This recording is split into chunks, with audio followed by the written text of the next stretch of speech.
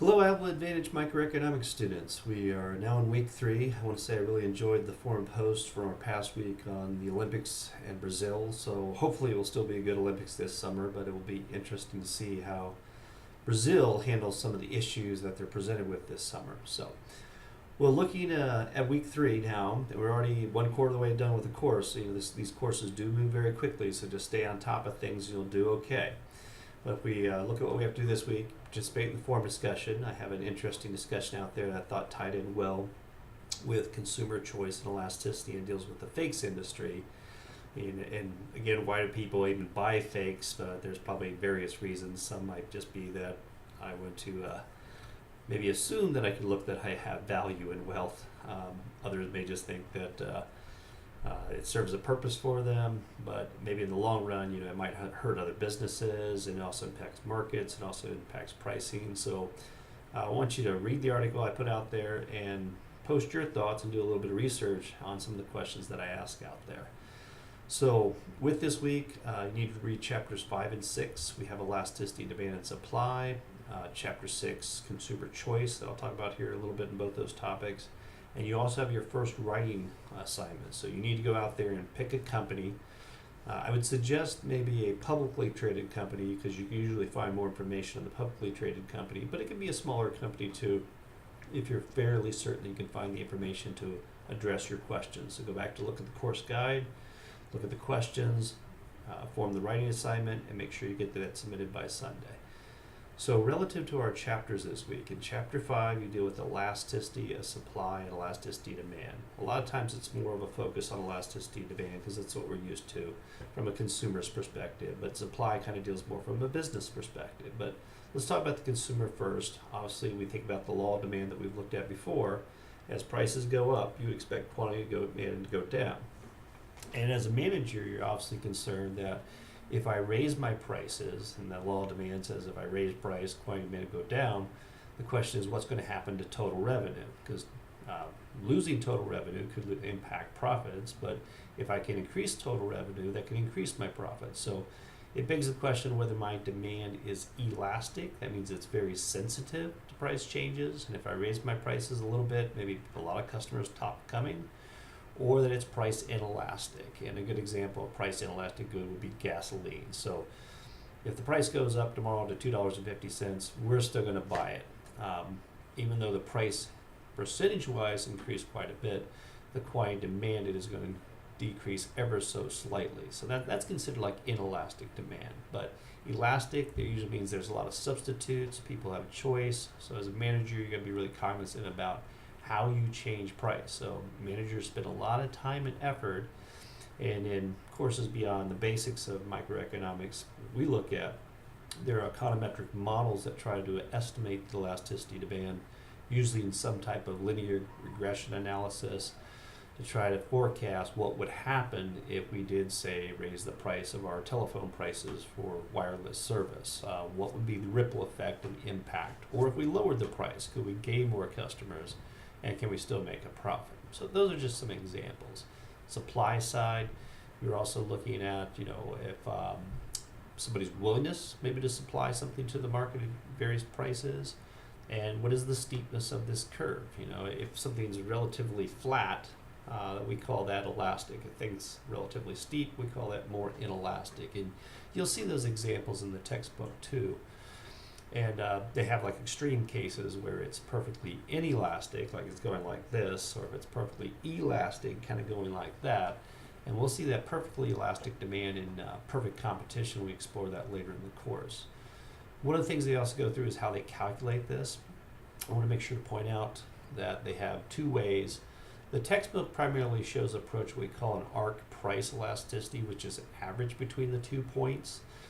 Because we could actually get a different elasticity of demand from, say, going one point on the demand curve to this point on the demand curve. Or if I went from this point to that point, I'm going to get a different answer. So what they do to eliminate that difference between going directions is they just do an average, and that's what you look in your textbook, where they have like the percentage change of quantity demanded over the percentage change of price as like something like Q2 minus Q1 over the average of Q1 and Q2. And that's in the numerator. And the denominator, they'll have something like P2 minus P1 over the average of P1 and P2. Okay. For your homework questions, though, what I'll tell you is they give you like a function, and you plug in like the price and see what the quantity is, and they're actually just wanting you to use a point. So you don't have to do, you don't want to do the average between those two on the denominator to get your answer. But if you have any questions, do just send me an email.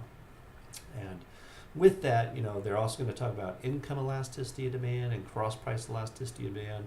The way I want you to think about income elasticity says, hey, if I get a pay raise and if I go out and I buy more of that good, that's what we call a normal good. So like maybe furniture at Nebraska Furniture Mart.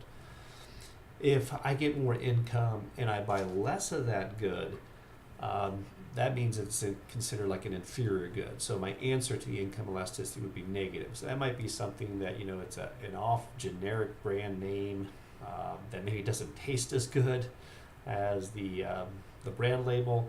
So if my income goes up, maybe I can stop buying the cheap spaghetti sauce, okay, which I did in college. I spent many monies on ramen noodles and cheap spaghetti at Aldi's. But when I got a job, I say, well, I don't need to have to buy that things anymore. I'll buy more normal goods.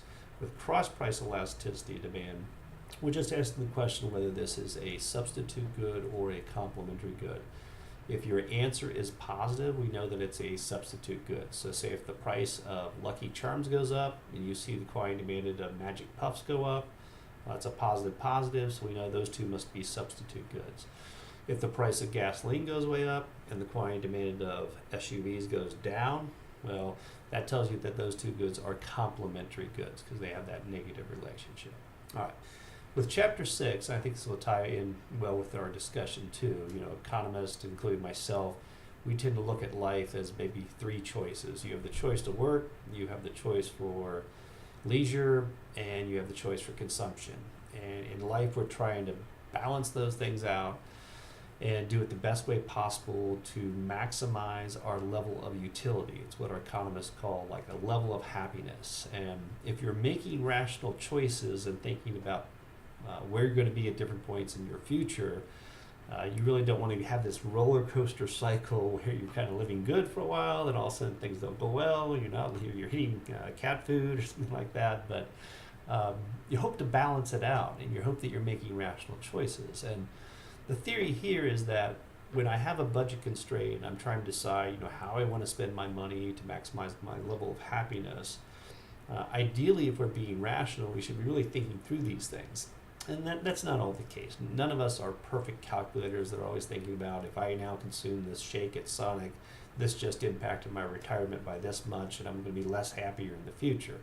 That would be like the extreme case of the extreme rational economist. But we essentially, what they do is they look at choices between two goods. And it's kind of what I like to think of as the bang for your buck, the marginal utility that you get from consuming, say, going to this particular restaurant versus the price of what this meal cost. And here's another restaurant over here, or another item, here's the satisfaction I get from this item divided by the price. So we make ordered choices with our incomes based on what should make us the happiest. And that influences our decisions on, as we look at prices. So with the theory, though, that says that if I consume more of something, that my level of happiness should be declining each time.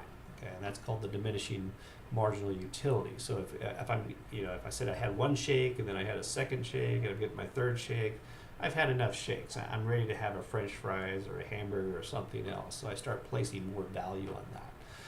So the textbook also talks about what they call the substitution effect and the income effect.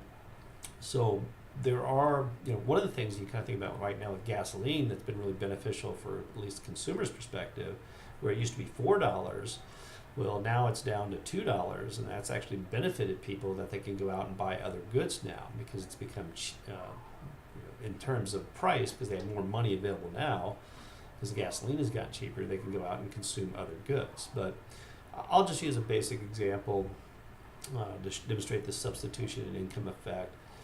Say it's like ice cream cones or shakes, vanilla shakes and Big Macs, and you're trying to make choices between the two, which I could consume. And if I had like $10 or $20, I could go down and say, hey, do I preference the shake first or the Big Mac? And if I start eating more Big Macs, I'm kind of getting sick of Big Macs, so I want to start having a shake.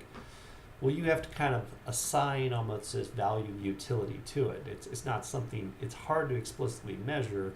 There was one economist, Jeremy Bentham, in the past, in the 1700s, that thought you could actually do this, but you can't like consume a cheeseburger and out of this is a machine that spits out a little ticket that says, hey, this was worth 20 utils to you. So that's never going to exist. But we can rate our preferences. So let's say that maybe the Big Mac gets really expensive now. So the substitution effect may say that, hey, because the price of the Big Mac went up, I may have to switch to more vanilla shakes, okay? The income effect, if we think about that, like because of changes in our income, we're making different choices. So kind of if we lower our income or change our income, we may have to change choices, but it's mostly related back to the price. And you'll read more about this in the textbook too. But let's say that I even gave you, let's say the price of Big Macs went up, and I maybe gave you more money as a subsidy, that you could still go out and make those same choices.